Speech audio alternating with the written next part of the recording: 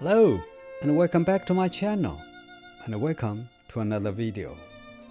If you are new to this channel, my name is Frank Zhu and I'm a college professor teaching sociology, history and philosophy. I'm also an award-winning landscape photographer.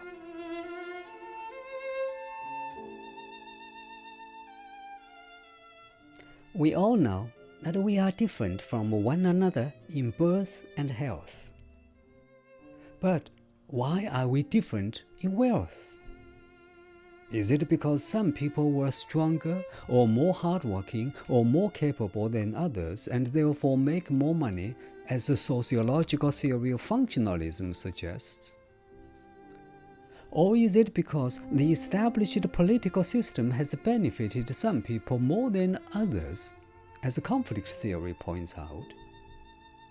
You may also argue that some people were born with a silver spoon in their mouth. It is their parents who were richer than others.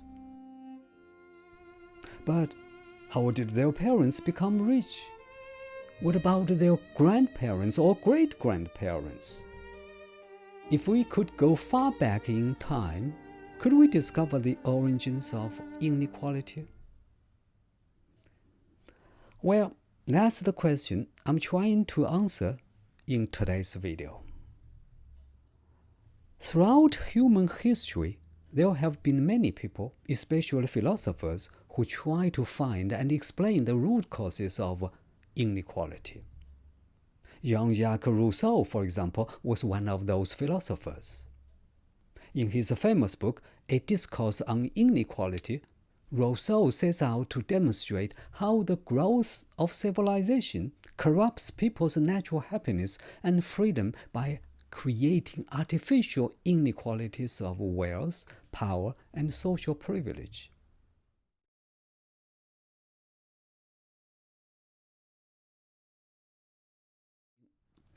He then explains the ways in which, in his view, people may have established a civil society, and this leads him to conclude that the concept of private property was a key turning point in the development of inequality.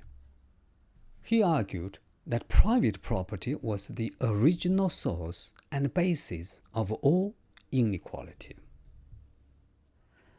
Another philosopher who shared some of Rousseau's opinions but discussed the subject in much more detail was Friedrich Engels, the German philosopher and a close friend and collaborator of Karl Marx, the founder of communism.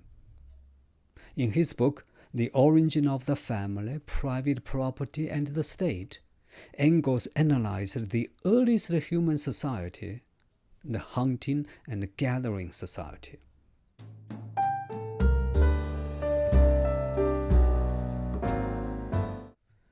He argued that it was an egalitarian society where there was absolutely no social inequality.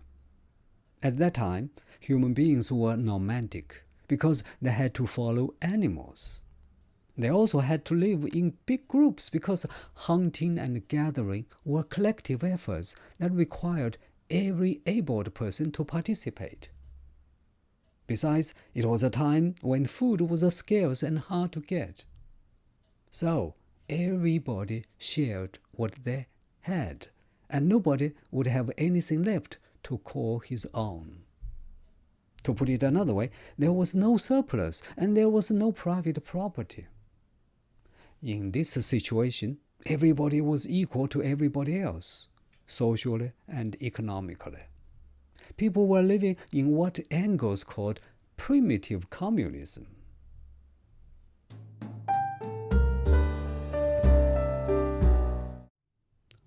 According to research, the hunting and gathering society existed for the majority of human history, lasting for millions of years. However, this long period ended as a result of many changes, which started around 10,000 BCE. For example, people learned domestication of plants and animals. New tools were developed, which made producing food a lot easier. All of these changes became known as the Agricultural Revolution, which marked the transition from hunter-gatherer lifestyle to settled agricultural lifestyle.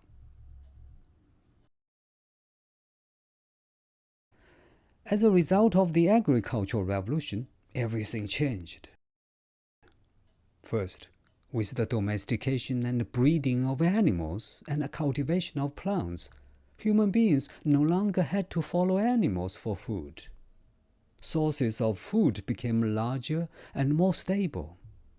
For the first time, human beings built their houses and settled down. The concept of family as we understand it today appeared, and it became the basic unit of food production. The days of sharing food with people outside of their families were gone. Secondly, as people had different capabilities and strengths, some families produced more than others. When you made more than you and your family could consume, you could claim the surplus to be your own. The idea of private property was thus born, which was a crucial development towards inequality. Thirdly, as it became relatively easier to produce food, not all people were needed for the production of food. Some people therefore chose to do other types of jobs, such as blacksmith or carpentry. So the division of labor emerged. Certain types of jobs were valued more highly than others. Manual laborers working in the fields became the least respected members of society because they possessed fewer or less complicated skills. Trading also emerged and became prosperous. Successful traders started accumulating possessions and became richer and richer. All of this gave rise to what is nowadays known as social classes. Finally, which has played the most important role in making inequality permanent, those who had produced or accumulated more wealth passed on what they had to future generations. Those who had been born richer naturally had more opportunities to become richer.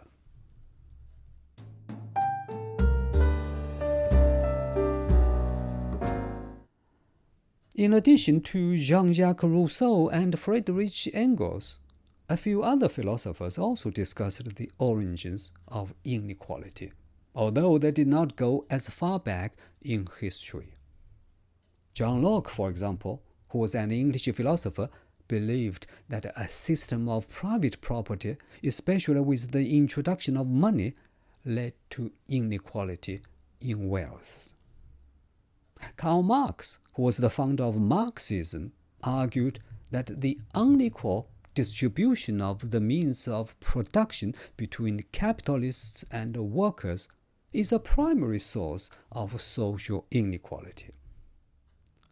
While different philosophers offered different perspectives, they all believed that the concept of private property was the root source of social inequalities among human beings.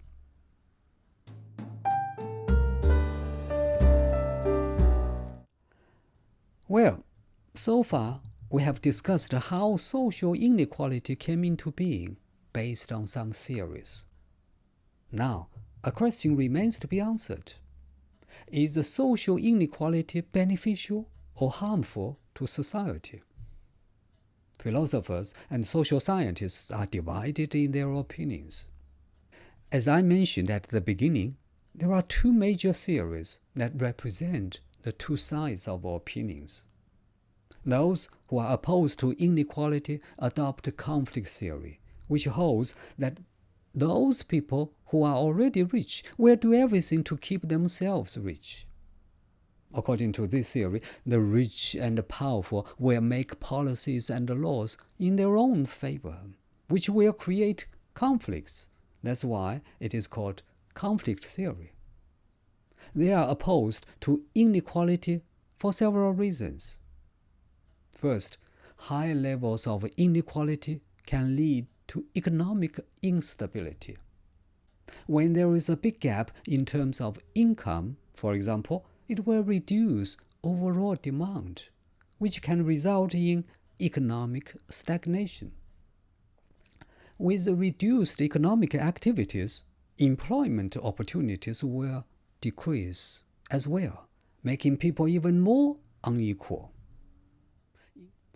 Inequality also limits opportunities for individuals, particularly for those from disadvantaged backgrounds, to access education, healthcare, and other essential resources. This can create a cycle of poverty and disadvantage that it is difficult to break. Furthermore, high levels of inequality will create social problems. When large numbers of people feel strongly that they are not treated equally, it can erode social cohesion and damage social justice, causing increased social unrest and higher crime rates.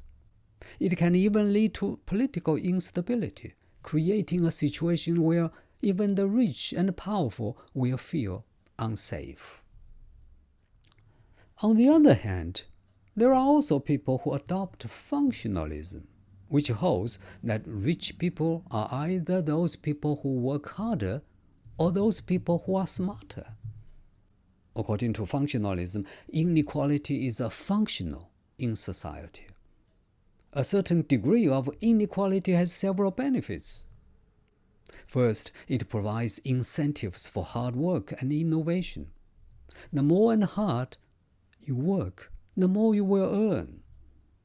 So, inequality encourages people to work harder and take risks, leading to economic growth and innovation that will eventually benefit everyone.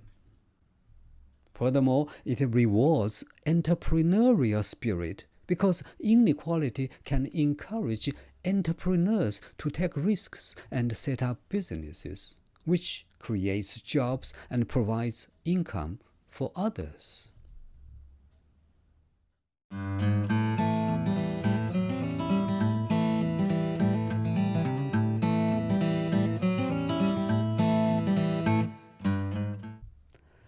Well, I think that is all for today's video. As always, thank you for watching this video, and hopefully I'll see you in the next one.